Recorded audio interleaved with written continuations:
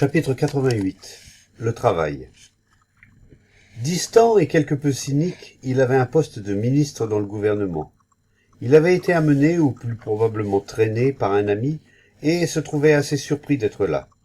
L'ami voulait discuter de quelque sujet particulier, et désirait de toute évidence que l'autre l'entendît exposer son problème. Le ministre était amusé et affichait un air supérieur. C'était un gros homme, au regard perçant, et il avait la parole facile. Il était arrivé dans la vie et il s'installait tout doucement dans son existence confortable. Voyager est une chose, une autre est d'arriver. Voyager, c'est arriver sans cesse, tandis qu'être arrivé, c'est ne plus avoir d'autre perspective que la mort. Comme nous sommes faciles à contenter, et comme le mécontentement est prompt à se satisfaire, nous cherchons tous un refuge quelconque, un havre, où nous soyons à l'abri de tout conflit, et le plus souvent nous le trouvons. L'homme habile, comme le sot, finit par découvrir son havre et s'y trouve à l'aise. J'ai essayé de comprendre mon problème pendant de nombreuses années, mais je ne suis jamais arrivé à en toucher le fond.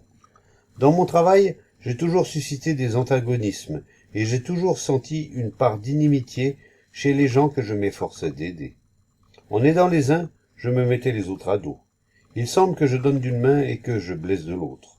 Cela dure depuis des années et des années, et maintenant je me trouve dans une situation telle que je dois prendre une décision. Sincèrement, je n'ai jamais désiré faire de mal à personne, et je ne sais plus que faire. Qu'est-il plus important? Ne pas faire le mal, ne pas se créer des ennemis ou accomplir sa tâche? Dans mon travail, je blesse les autres. Je suis de ces gens qui se donnent entièrement à leur tâche. Lorsque j'entreprends une chose, je veux la mener à bonne fin. J'ai toujours été comme cela. Je crois que je suis assez efficace, et j'ai horreur des incapables ou des paresseux. Après tout, si nous entreprenons une tâche sociale quelconque, nous devons tout mettre en œuvre pour obtenir un résultat, et naturellement les incapables et les paresseux se vexent et vous deviennent hostiles. Il est important de venir en aide aux autres, et en aidant les nécessiteux, je blesse ceux qui se mettent en travers de la route. Mais je n'ai jamais désiré blesser personne, et j'ai compris que je devais faire quelque chose pour cela. Quel est le plus important pour vous? Travailler ou ne pas blesser les gens? Lorsqu'on voit tant de misère dans le monde et qu'on s'est engagé dans la voie des réformes, au cours de ce travail on blesse certaines personnes, bien que ce soit tout à fait sans le vouloir. En sauvant une certaine catégorie de gens, on détruit les autres. Un pays survit aux dépens d'un autre. Les gens soi-disant spirituels, dans leur ardeur de réforme, sauvent certains et détruisent les autres. Ils font le bien et le mal à la fois. Il semble que nous soyons toujours bons pour certains et méchants pour les autres. Pourquoi? Quel est le plus important pour vous? Travailler ou ne pas blesser les gens? Après tout, on ne peut pas éviter de blesser certaines personnes. Les mous, les incapables, les égoïstes. Vos causeries ne blessent-elles pas certaines gens? Je connais un homme riche qui a été très blessé par ce que vous dites de la richesse. Je ne désire blesser personne. Si des gens sont blessés au cours de certains travaux, c'est qu'il faut abandonner ces travaux. Je ne prépare aucune réforme. Je ne travaille à aucune révolution. Pour moi, ce n'est pas le travail qui compte en premier lieu, mais c'est de ne pas blesser les gens. Si l'homme riche s'est senti blessé par ce que j'ai dit, ce n'est pas moi qui l'ai blessé, mais la vérité de ce qui est, et qu'il n'aime pas. Il ne veut pas se trouver exposé. Je n'ai pas l'intention de mettre à nu qui que ce soit. Si un homme se trouve momentanément mis à nu par la vérité de ce qui est, et si ce qu'il voit l'irrite, il en accuse les autres. Mais ce n'est qu'une fuite devant les faits. Il est stupide de s'emporter devant les faits. La fuite devant les faits au moyen de la colère est la réaction la plus commune et la plus déraisonnable. Mais vous n'avez pas répondu à ma question. Quel est le plus important pour vous? Travailler ou ne pas blesser les gens?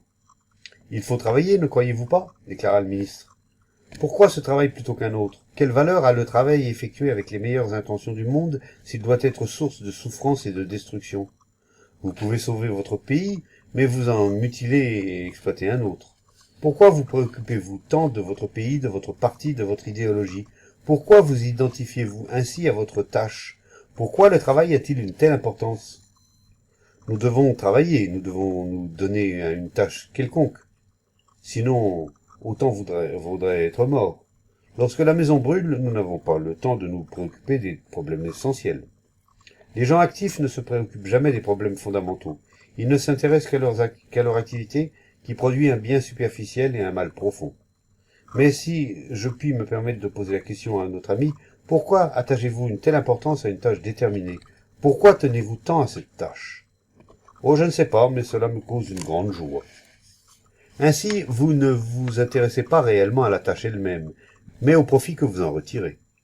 Cela ne vous rapporte peut-être pas d'argent, mais vous y trouvez le bonheur. De même que d'autres trouvent, en sauvant leur pays ou leur parti, la puissance, le prestige et une position sociale. Vous trouvez du plaisir à accomplir votre tâche. Un autre trouve de grandes satisfactions, qu'il appelle une félicité, à servir son sauveur, son gourou, son maître, et vous trouvez du plaisir dans ce que vous appelez une œuvre altruiste. En réalité, ce n'est ni le pays, ni la tâche, ni le sauveur qui est important à vos yeux, mais ce que vous en retirez. C'est votre propre bonheur qui vous importe, et la tâche que vous vous êtes choisie vous permet d'obtenir ce que vous cherchez. Ce ne sont pas les gens que vous êtes censés aider qui vous intéressent, ils ne sont que les instruments de votre bonheur.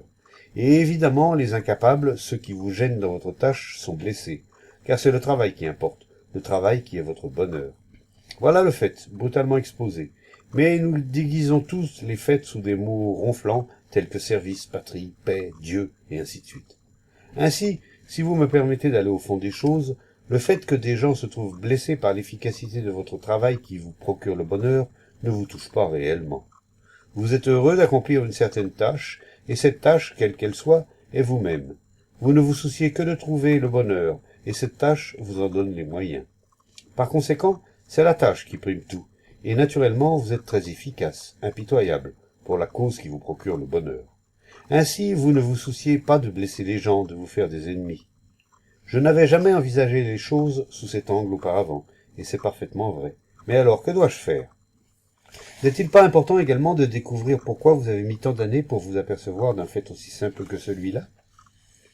Je pense que, comme vous le dites, je ne me suis jamais réellement soucié du fait que je blessais des gens. Il fallait que j'aille de l'avant, parce que j'ai toujours été très efficace et direct. Impitoyable, dites-vous. Et vous avez parfaitement raison.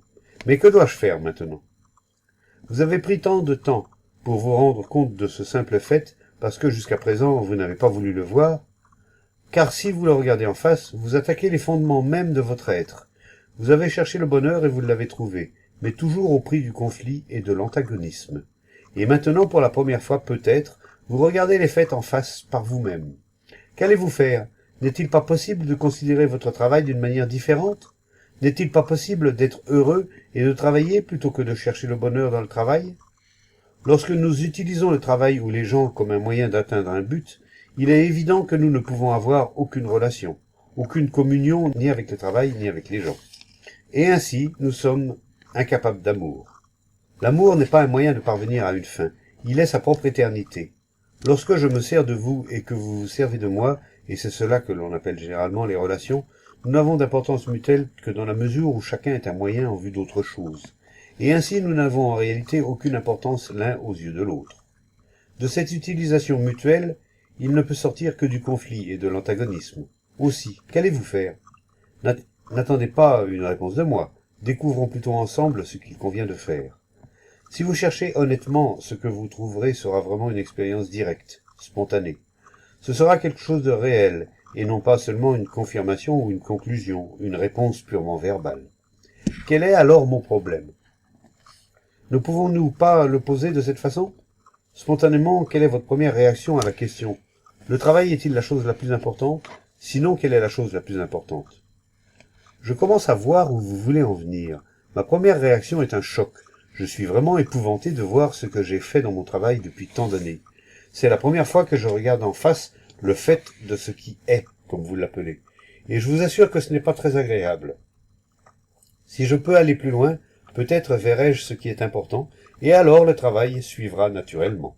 Mais je ne vois pas encore bien clairement si c'est le travail qui est le plus important ou autre chose. Pourquoi n'est-ce pas clair? La clarté est-elle une affaire de temps ou du désir de voir? Le désir de ne pas voir disparaîtra-t-il de lui-même petit à petit? Votre manque de clarté n'est-il pas dû au simple fait que vous refusez encore cette clarté qui bouleverserait tout l'édifice de votre vie quotidienne? Si vous prenez conscience du fait que vous remettez délibérément à plus tard cette clarté en vous, la clarté ne se fait-elle pas immédiatement? C'est ce refus de voir clair qui provoque et entretient la confusion. Tout cela devient très clair maintenant, et ce que je dois faire est sans importance. Je ferai probablement ce que j'ai fait jusqu'à présent, mais dans un esprit tout à fait différent. Nous verrons.